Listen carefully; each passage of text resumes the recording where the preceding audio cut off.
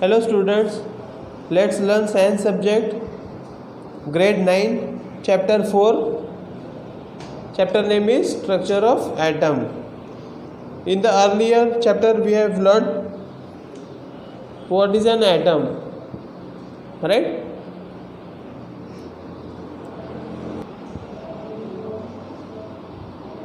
For understanding the nature of charged particles in matter, let us carry out one activity. What you have to do? Comb your hair.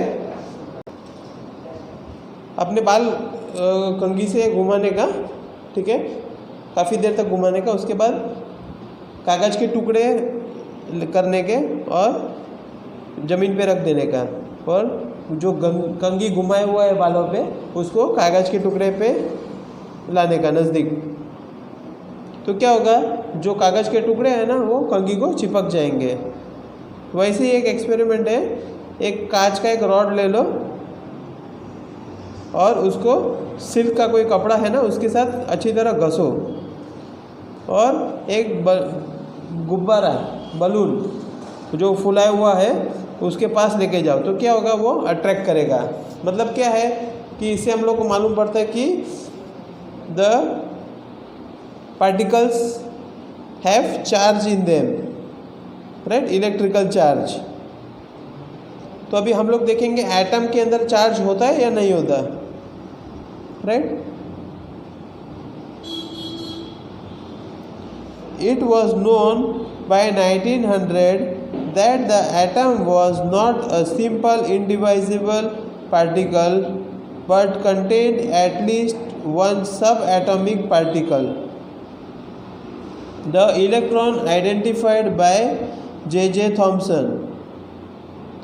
Even before the electron was identified, E.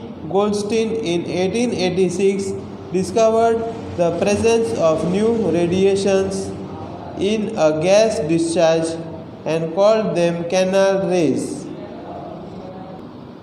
जितने भी scientist थे सारों को मालूम था कि जो atom है ना वो सिंपल चीज़ नहीं है, राइट? और उसको हम लोग और छोटा नहीं कर सकते, उतना उन लोगों को मालूम था. And electron was identified by which scientist? J.J. Thomson.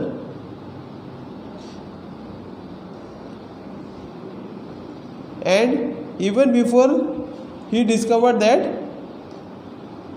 Goldstein discovered the presence of radiations in a gas discharge and called them canal rays. उसको नाम दिया कैनाल रेज. गैस का एक डिस्चार्ज होता है, राइट? और उसको नाम दिया canal raise. These rays were positively charged radiations which ultimately led to the discovery of another subatomic particle. जो रेस डिस्कवर किए थे वो पॉजिटिवली चार्ज थे और उससे एक नया डिस्कवरी हुआ एटॉमिक, जो एटम है उसका एक भाग का. Thomson proposed that an atom consisting of a positively charge sphere and the electrons are embedded in it, right? ये जो हम लोग ने अभी देखा उसका मॉडल, तो उन्होंने क्या बताया था कि जो इलेक्ट्रॉन है वो पॉजिटिवली चार्ज पार्टिकल्स है उसके अंदर बैठा हुआ है, and the negative and positive charges are equal in magnitude. So the atom as a whole is electrically neutral. उन्होंने बोला कि ये एटम है वो न्यूट्रल है. Although Thomson's model explained that atoms are electrically neutral, the results of experiments carried out by other scientists could not be explained by this model, as we will see below. अभी उनके बाद एक दूसरा scientist आया, Rutherford, ठीक है? And he was interested in knowing how the electrons are arranged within an atom. उनका position कहाँ पे है, ठीक है, इलेक्ट्रॉन्स का, वो उसको जानने के लिए बहुत क्या बोलते हैं उत्सुकता था। Rutherford designed an experiment for this. In this experiment fast moving alpha particles were made to fall on a thin gold foil. Gold का एक उसने शीट लिया, जैसे कि एक पेपर है ना, कागज़ कितना पतला है, वैसे एक गोल्ड का एक शीट ले लिया, ठीक है, और उसमें से अल्फा पार्टिकल्स पास किए। He selected a gold foil because he wanted as thin as layer as possible. मतलब पतला से पतला उसको चाहिए था, तो वो गोल्ड ही दे सकता है, ठीक है, because it is malleable, right. This gold foil was about 1000 atoms thick. The thickness was about 1000 atoms. Alpha particles are doubly charged. The alpha particles have considerable amount of energy. मतलब बहुत सारा energy, इसके लिए वो fast move हो सकते हैं, और उनका मास कितना है 4u, right. It was expected that alpha particles would be deflected by the subatomic particles in gold atoms. अभी ये जो इन्होंने रुदरफोर्ड सर ने जो एक्सपेरिमेंट किया, ठीक है, अल्फा पार्टिकल्स पास किए उसमें से, तो उनको ऐसा लगा कि जो पार्टिकल्स है वो वापस रिफ्लेक्ट होंगे, रिबाउंड हो जाएंगे। Why? Because considering the Thomson's atomic model, ठीक है, उनको लगा ऐसा वाटरमेलन जैसे सख्त है, तो जैसे उसके ऊपर टकराएगा कोई भी चीज़ वो वापस हो जाएगा।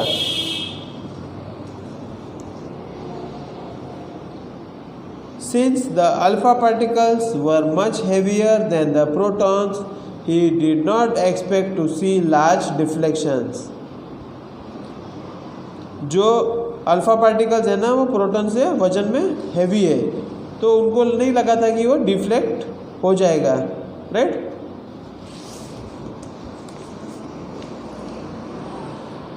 But the alpha particle scattering experiment gave totally unexpected results. मतलब जैसा उन्होंने सोचा था, ठीक है, वैसा कुछ भी नहीं हुआ। जो थॉमसन सर का मॉडल है उसको वेरीफाई करने के लिए उन्होंने एक्सपेरिमेंट किया, लेकिन वो पूरा फेल हो गया। उनका ऑब्जर्वेशंस क्या क्या था उन्होंने लिस्ट किए। Most of the fast moving alpha particles pass straight through the gold foil. जो गोल्ड फॉइल थे उसमें से सारे से मोस्ट ऑफ देम, मतलब उन्होंने क्या है 12000 पार्टिकल्स पास किए, उसमें से ज़्यादातर पास हो गए। And some of the alpha particles were deflected by the foil by some angles, ठीक है, कोई एंगल से, मतलब सपोज 10 डिग्री 20 डिग्री 30 ऐसे वेरियस एंगल से some of them deflected. And surprisingly 1 out of every 12,000 alpha particles appear to rebound. 12,000 alpha particles pass किए, उसमें से सिर्फ एक ने रिबाउंड किया वापस, right. In the words of Rutherford, the result was almost as incredible as if you fire a 15-inch shell on a piece of tissue paper। मतलब 15 inch का एक बॉम्ब का गोला अगर हम लोग एक पतला सा जो टिश्यू पेपर आता है उसके ऊपर पास करेंगे और वो अपने को आके वापस लग जाएगा, तो ऐसा उसका लिखा, ऐसा उनका फाइंडिंग्स हुआ, राइट। मतलब जो थॉमसन सर ने जो बताया था वो पूरा ही रॉन्ग हो गया वो, राइट। उसके हिसाब से कुछ भी सक्सेसफुल नहीं हुआ वो एक्सपेरिमेंट में।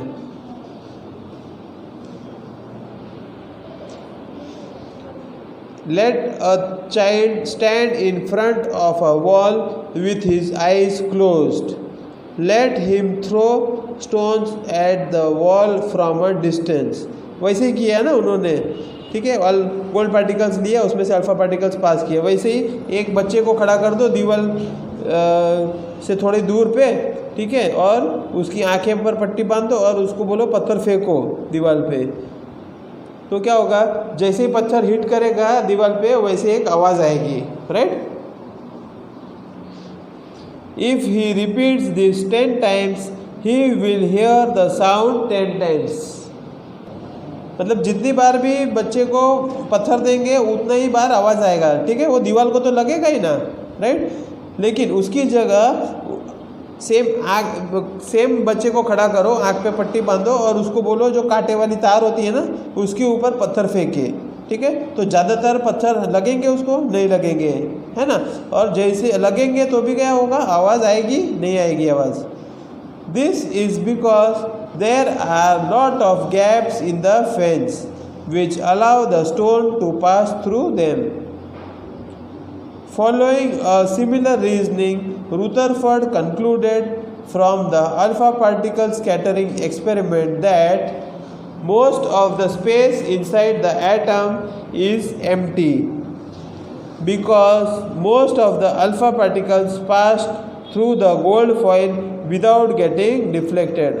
उनका कंक्लूजन क्या था कि जो अंदर का जो जगह है एटम का वो खाली है क्योंकि अल्फा पार्टिकल्स डायरेक्टली पास हो गया।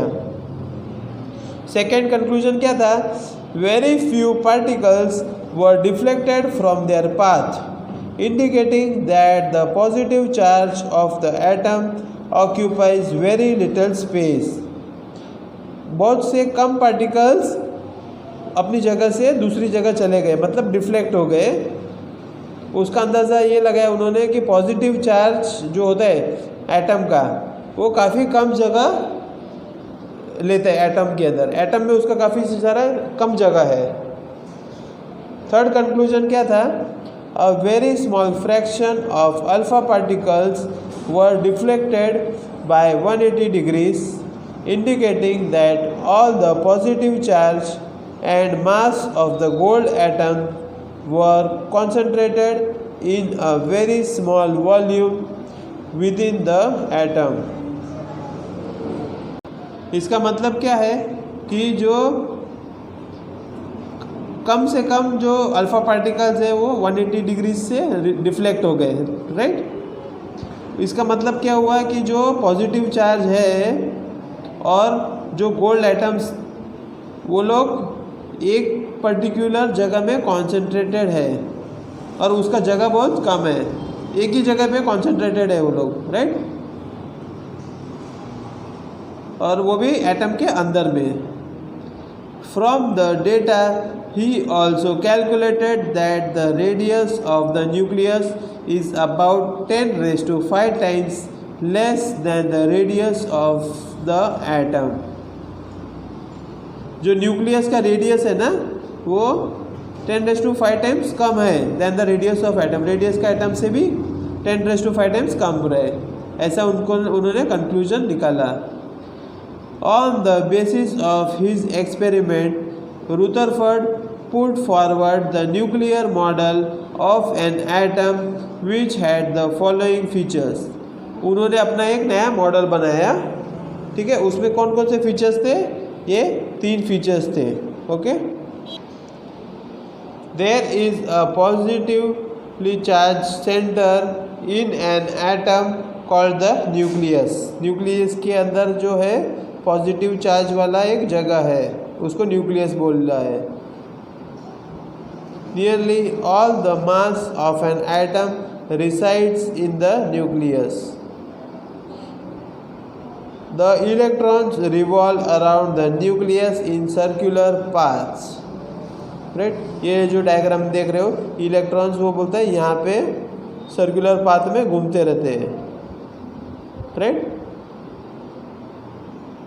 Drawbacks of Rutherford's model of the atom.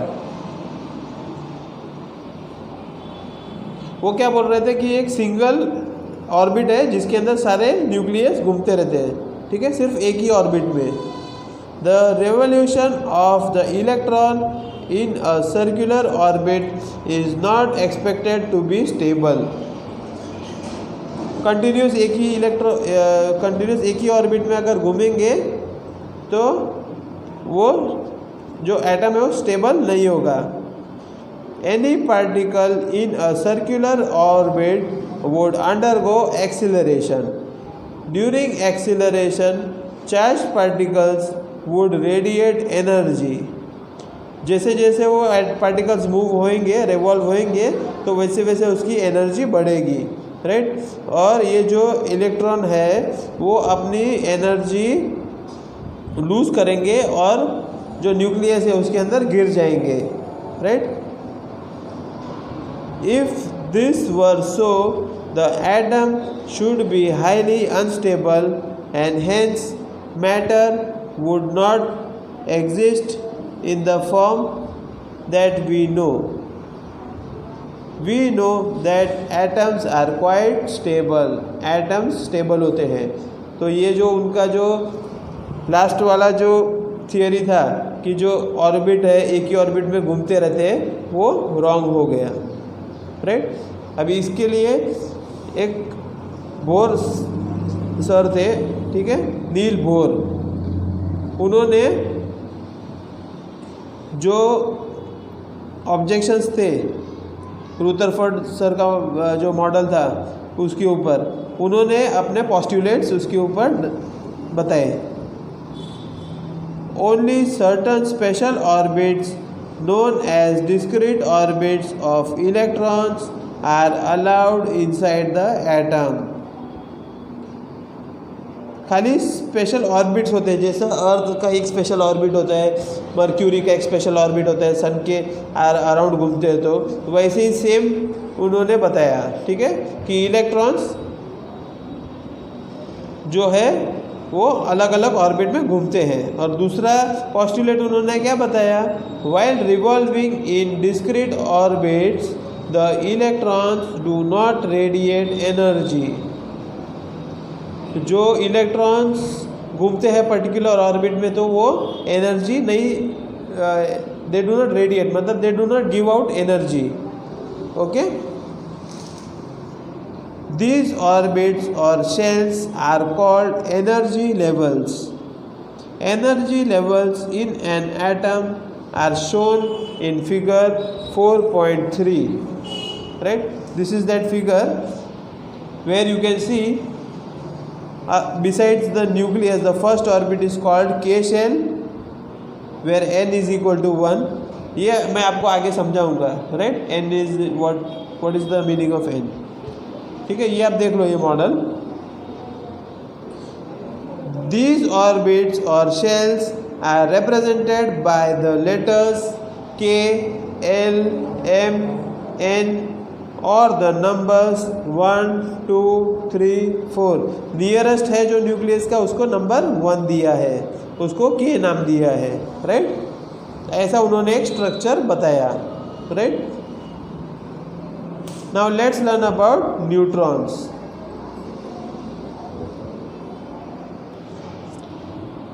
In 1932 J Chadwick discovered another subatomic particle which had no charge and a mass nearly equal to that of a proton.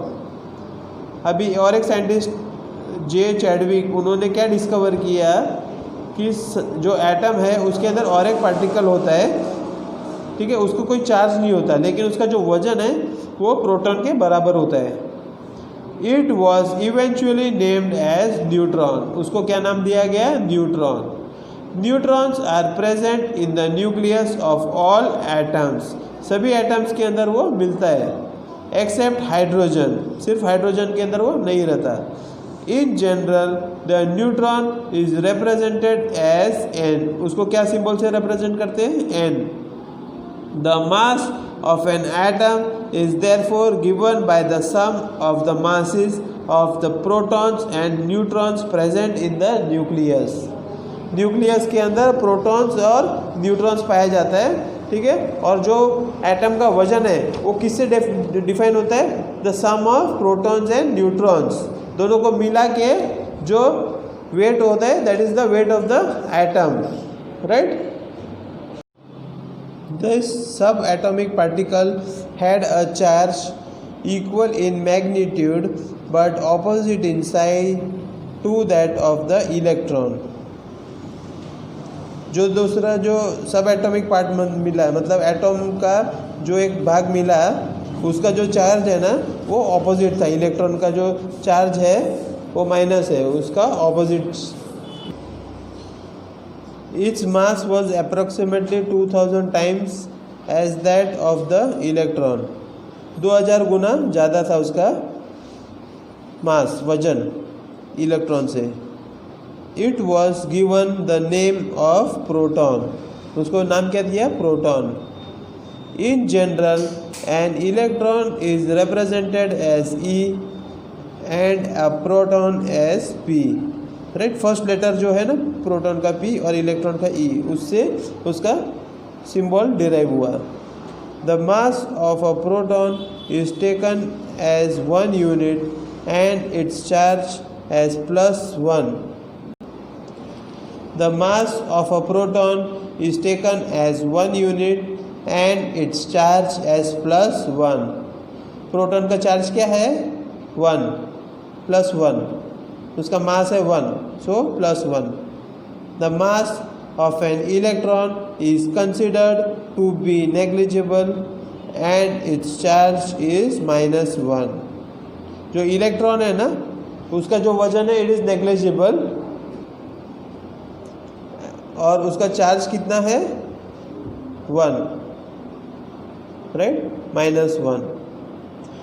It seemed highly likely that an atom was composed of protons and electrons, mutually balancing their charges. जो charges है वो balance हो जाते हैं, right. So you can say that atom is stable. अगर balance नहीं होते तो it means it is unstable, right. But all the charges are balancing each other. It also appeared that the protons were in the interior of the atom. जो atom का centre भाग है ना, central भाग, उसके अंदर वो प्रोटॉन्स मिलते हैं, पाए जाते हैं. For whereas electrons could easily be peeled off, मतलब जो इलेक्ट्रॉन्स है वो बाहर पेरीफेरी में पाए जाते हैं, उसको निकाल सकते हैं, right.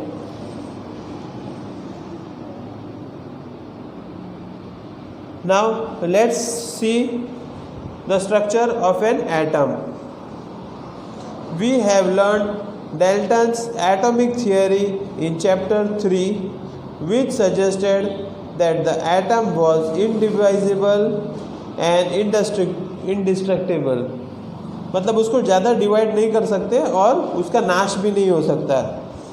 But the discovery of two fundamental particles, electrons and protons, inside the atom led to the failure of this aspect of Dalton's atomic theory. मतलब डाल्टन जो साइंटिस्ट थे उन्होंने क्या बोला कि जो एटम है उसका फर्दर डिवाइड नहीं कर सकते, उसका फर्दर टुकड़े नहीं कर सकते. लेकिन अब प्रोटॉन्स और इलेक्ट्रॉन्स का डिस्कवरी हुआ तो ये जो थियोरी थी वो पूरी रॉन्ग हो गई.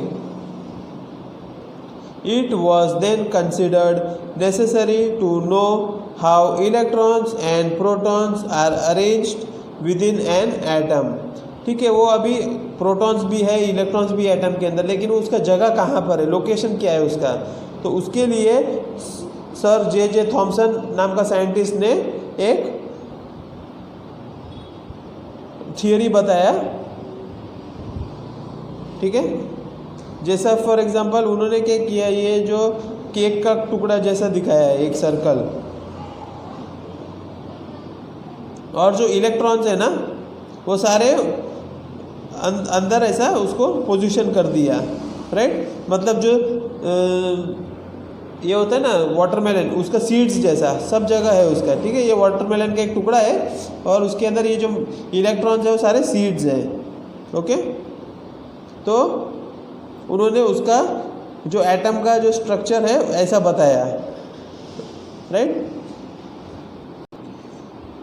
And the positive charged particles were around this negative charged particles. वो ये जो सारा ये स्पेस है जो ग्रे कलर का दिख रहा है आपको, वो सारा पॉजिटिवली चार्ज है और उसके अंदर आपको वो नेगेटिव चार्ज इलेक्ट्रॉन्स मिलेंगे। ऐसा स्ट्रक्चर थॉमसन सर ने बताया। Okay, and